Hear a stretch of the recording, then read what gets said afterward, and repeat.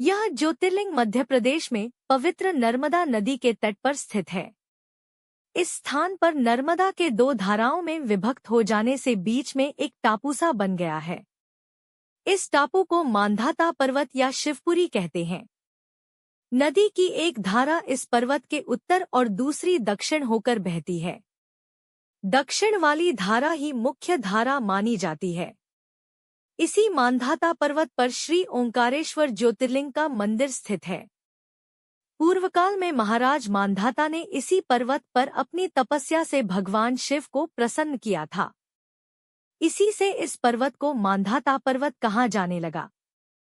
इस ज्योतिर्लिंग मंदिर के भीतर दो कोठरियों से होकर जाना पड़ता है। भीतर अंधेरा रहने के कारण यहाँ निरंतर प्रकाश जलता रहता है।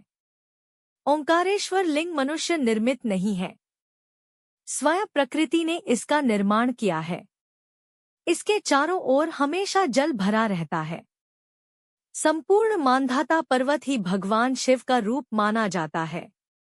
इसी कारण इसे शिवपुरी भी कहते हैं।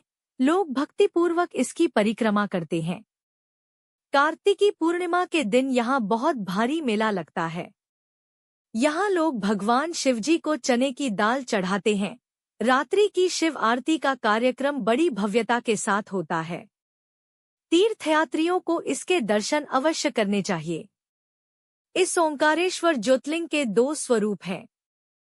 एक को ममलेश्वर के नाम से जाना जाता है। यह नर्मदा के दक्षिण तट पर ओंकारेश्वर से थोड़ी दूर हटकर है। पृथक होते हुए भी दोनों की गणना एक ही में की जाती है।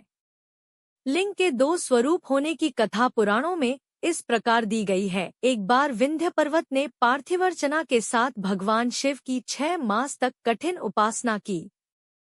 उनकी इस उपासना से प्रसन्न होकर भूत भावन शंकर जी वहां प्रकट हुए। उन्होंने विंध्य को उनके मनोवांछित वर प्रदान किए। विंध्याचल की इस वर प्राप्ति के अवसर पर वहां बहुत से ऋषिगण और मुनि भी पधारे। उनकी प्रार्थना पर शिवजी ने अपने ओंकारेश्वर नामक लिंग के 2 भाग किए। एक का नाम ओंकारेश्वर और दूसरे का अमलेश्वर पड़ा। दोनों लिंगों का स्थान और मंदिर पृथक होते भी दोनों की सत्ता और स्वरूप एक ही माना गया है। शिवपुराण में इस ज्योतिर्लिंग की महिमा का विस्तार से वर्णन किया गया है। श्री ओंकारेश्वर और श्री ममलेश्वर के दर्शन का पुण्य बताते हुए नर्मदा स्नान के पावन फल का भी वर्णन किया गया है। प्रत्येक मनुष्य को इस क्षेत्र की यात्रा अवश्य ही करनी चाहिए। लौकिक पारलौकिक दोनों प्रकार के उत्तम फलों की प्राप्ति भगवान ओंकारेश्वर की कृपा से सहज ही हो जाती है। अर्थ, धर्म, काम, मोक्ष के सभी साधन उसके लिए सहज ही सुलभ हो जाते हैं। अंततः उसे लोकेश्वर महादेव भगवान शिव के परमधाम की प्राप्ति भी हो जाती है। भगवान शिव तो भक्तों पर अकारण ही कृपा करने वाले हैं। फिर जो लोग यहाँ आकर उनके दर्शन करते हैं, उनके सौभाग्य के विषय में कहना ही क्या है।